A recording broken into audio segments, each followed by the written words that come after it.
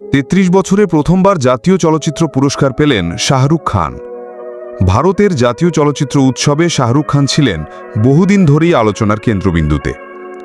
তিনি এই পুরস্কার পাননি নাকি তাকে দেওয়া হয়নি তা নিয়ে তর্কের শেষ ছিল না। অবশেষে সেই জল্পনার অবসান ঘটল। 33 বছরের অভিনয় ক্যারিয়ারে প্রথমবার জাতীয় চলচ্চিত্র পুরস্কারে ভূষিত হলেন বলিউড বাদশা শাহরুখ খান। 2023 সালে মুক্তিপ্রাপ্ত ব্লকবাস্টার সিনেমা জওয়ানের জন্য তিনি যুগ্মভাবে সেরা অভিনেতার পুরস্কার পেয়েছেন। আজ দিল্লিতে এক সংবাদ সম্মেলনে এই ঘোষণা দেওয়া হয়। 1992 সালে দিওয়ানা সিনেমার মাধ্যমে বলিউডে পা রাখা শাহরুখ উপহার দিয়েছেন একের পর এক সুপারহিট সিনেমা। কিন্তু এত পুরস্কার ও আন্তর্জাতিক স্বীকৃতির মাঝেও জাতীয় চলচ্চিত্র পুরস্কার ছিল অধরা। 2023 সাল শাহরুখ খানের ক্যারিয়ারে এক নতুন মোড় নেয়।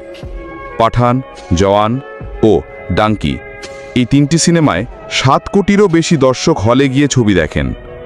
ভারতে আয় ছাড়ায় 1300 কোটি রুপি, আর বিশ্বজুড়ে এই সংখ্যা পেরিয়ে যায় 2500 কোটি রুপি। বিশেষ করে জওয়ান সিনেমায় শাহরুখের দ্বৈত চরিত্রে অভিনয় দর্শক সমালোচক সকলকে মুগ্ধ করে। সেই পারফরমেন্সই তাকে এনে দিল বহু প্রতীক্ষিত জাতীয় স্বীকৃতি। অবশেষে বাদশা থেকে হয়ে উঠলেন জাতীয় চলচ্চিত্র পুরস্কার প্রাপ্ত অভিনেতা শাহরুখ খান। এক ইতিহাস, এক সম্মান, এক আবেগ। ভিডিওটা কেমন লাগলো আপনার কাছে অবশ্যই কমেন্ট করে জানাবেন। ধন্যবাদ সম্পূর্ণ ভিডিওটা দেখার জন্য। রিপোর্ট সিরাজুল ইসলাম, কয়রা, খুলনা।